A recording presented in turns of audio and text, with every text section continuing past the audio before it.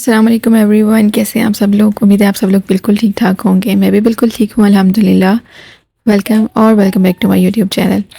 आज का व्लॉग बहुत इंटरेस्टिंग होने वाला है क्योंकि मैं बहुत एक्साइटेड हूँ आप लोगों के साथ ये सब शेयर करने के लिए। हम जा रहे थे एम्पोरियम और बहुत ही स्पॉन्टेनियस सा ये ट्रिप था हमारा, और अचानक से प्लान बना।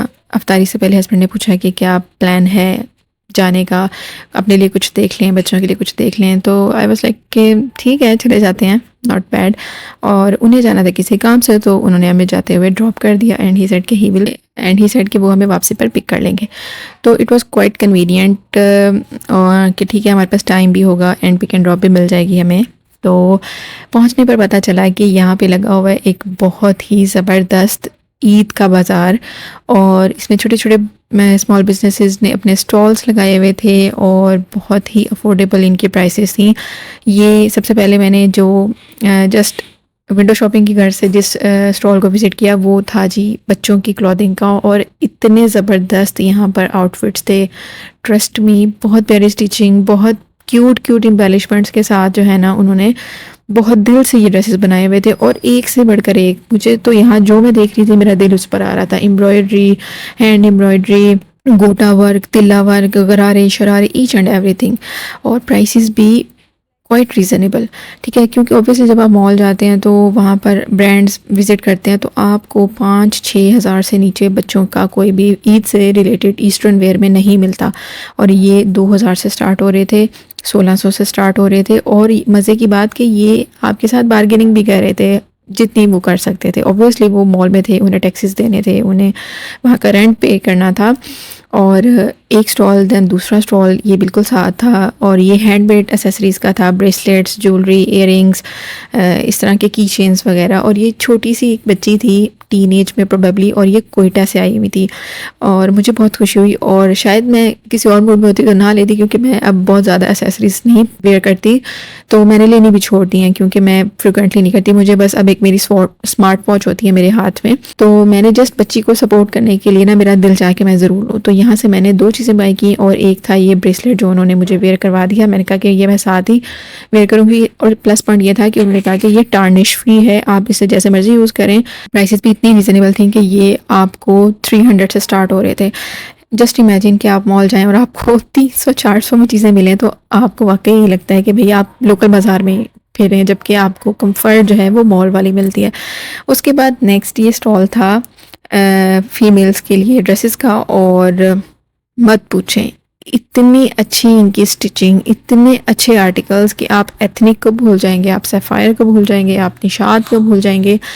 जो भी हमारे गो टू ब्रांड्स होते हैं ना जहाँ पर हम जाते हैं, उनकी कलर स्कीम की वजह से, उनकी प्रिंट्स की वजह से इनके पास उससे बढ़कर थे। और इतने रीज़नेबल ड्रेसेस स्टार्ट हो रहे थे 3000 से, 3500 से, और 3 पीस 3 पीस 2500 से 3000, ठीक है। और ये आई हुई थी गोजरा से। ये वाला ड्रेस देखें, और ये था शायद 4000 का, और इनमें से ही मैंने एक ड्रेस अपने लिए ईद के लिए फाइनल किया। अब आप गेस करें कि वो ड्रेस कौन सा होगा। ये इनके पेज की डिटेल्स हैं, और इन्होंने कहा कि मैं ज़रूर इनको शेयर करूँ, और टू बी वेरी ऑनेस्ट मुझे बहुत पसंद आई, इनका इखलाक भी बहुत अच्छा था, और मुझे उनसे मिलकर दिली तौर पे खुशी हुई कि लोग इतनी एफर्ट कर रहे हैं और इतना अच्छा काम कर रहे हैं। और उसके बाद ये नेक्स्ट एक ज्वेलरी का स्टॉल था, और यहाँ पर भी बहुत रीजनेबल ज्वेलरी थी। ये सब सेट्स जो आपको पेंडेंट्स के साथ इयरिंग्स नजर आ रहे हैं, ये 800 से स्टार्ट थे, 1000-1200 के अराउंड आपको ये मिल रहे थे, और ये तकरीबन मोस्टली जो थे वो टार्निश फ्री ही थे। यहाँ से मैंने क्यूट से एक इयरिंग्स लिए जो कि मुझे बहुत क्यूट लगे थे, और बहुत ही एलिगेंट और मिनिमलिस्ट से थे। तो मैं आपको शो करवाती हूँ, और वो मिले जस्ट 250 रुपीज़ में।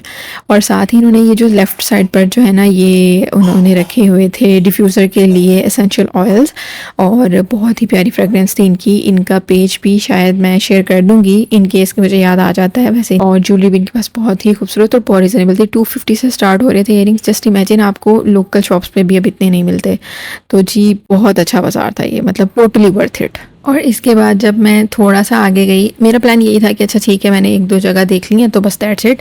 लेकिन जब मैं आगे जाती थी कुछ और इंटरेस्टिंग नज़र आ जाता था, और मुझे रुकना ही पड़ता था यहाँ। और यहाँ से जब मैं आगे बढ़ी तो वेडिंग की एक स्टॉल था, और बीइंग अ हाउस वाइफ मैं क्या करती, मुझे रुकना पड़ा और just for the sake of window shopping मैं रुकी हूँ। इनकी प्राइसेस देखकर इन्होंने डिस्प्ले किया हुआ था कि इनके पास क्या प्राइसेस हैं, तो मैं रुकी कि चलें देखते हैं कि क्या वैरायटी है और क्या फैब्रिक है। और मुझे बिल्कुल भी ट्रस्ट में नहीं लेना था यहाँ से कुछ भी, और मैंने एक बेडिंग सेट ले लिया। क्योंकि मैं हमेशा, अब मेरी 3 to 4 years हो गए हैं अल्हम्दुलिल्लाह, मैं ज़रूर नया ड्रेस पहनूँ ना पहनूँ, मैंने जो बेडशीट है ना वो मैंने न्यू बिछानी होती है। क्योंकि भाई ईद होती है, घर का दिल चाहता है कि घर भी बहुत प्यारा लगे, फ्रेश लगे, और आप उस लिहाज से तैयारियां थोड़ी थोड़ी करते रहते हैं। उसके बाद नेक्स्ट फिर बस मैंने एक स्ट्रोल ही किया, और यहाँ से मैंने एक स्टॉल से ले लिए कुछ स्पून्स जो कि मुझे बहुत अच्छे उस पर मिले। मेरा प्लान नहीं था क्योंकि उनकी क्वालिटी भी मुझे बहुत अच्छी लग रही थी। मैं काफ़ी टाइम से प्लान कर रही थी कि मैंने ना अपने वुडन स्पून जो है वो चेंज करने हैं, और वो जो स्पून सेट था ना, वो मज़े की बात थी कि वो हैंग आप कर सकते हैं, और वो मुझे बहुत रीजनेबल प्राइस पर मिल गया। तो मतलब कहने का ये है कि अगर आपको कभी इस तरह के बाजार, ईद बाजार, चांद रात बाजार नजर आए तो जरूर विजिट किया करें। जरूरी नहीं होता कि आप वहां से लाजमी खरीदें, बट बहुत दफा ऐसे होता है कि आपको बहुत ही अच्छी चीजें मिल जाती हैं जो कि शायद आप काफी टाइम से लेना चाह रहे होते हैं, लेकिन बस अफोर्डेबिलिटी या प्राइस या क्वालिटी की वजह से आप छोड़ देते हैं।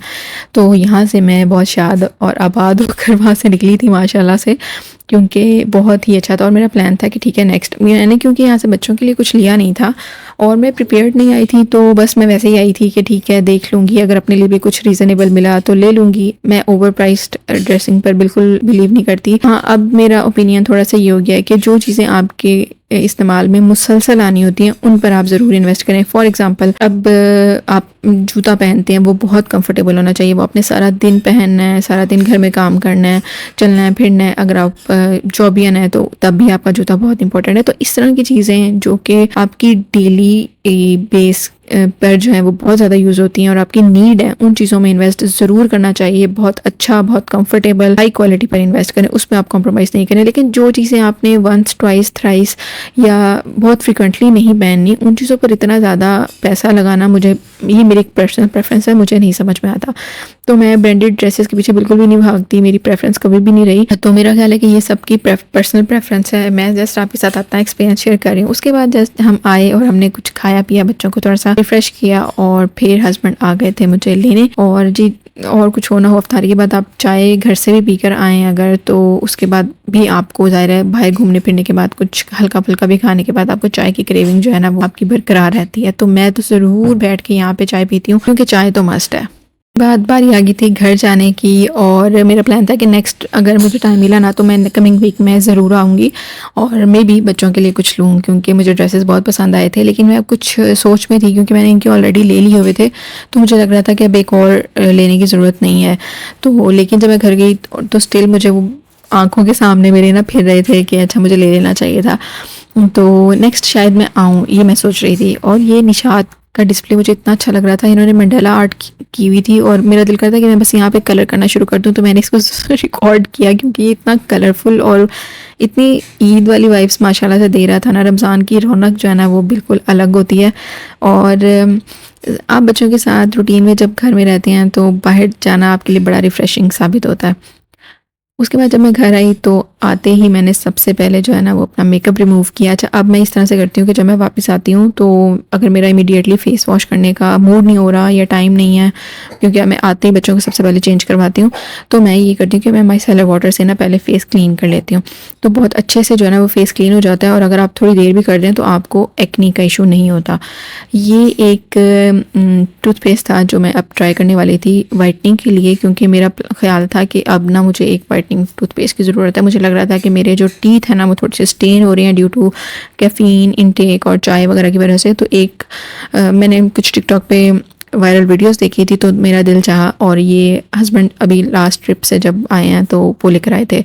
आपने अगर मेरा ब्लॉग नहीं देखा तो मैं आई बटन के साथ अटैच कर रही हूँ, ज़रूर देख लें, क्योंकि उसमें बहुत काम की चीज़ें मैंने शेयर की हैं। तो this was it for today. I hope आपको आज का व्लॉग अच्छा लगा होगा। अगर आप भी लाहौर में हैं और एम्पोरियम के आसपास आपका घर है, नहीं भी है तो ज़रूर टाइम निकाल कर जाएं, क्योंकि एम्पोरियम में बहुत अच्छा ईद बाज़ार लगा हुआ है। टिल नेक्स्ट टाइम, अल्लाह हाफिज़।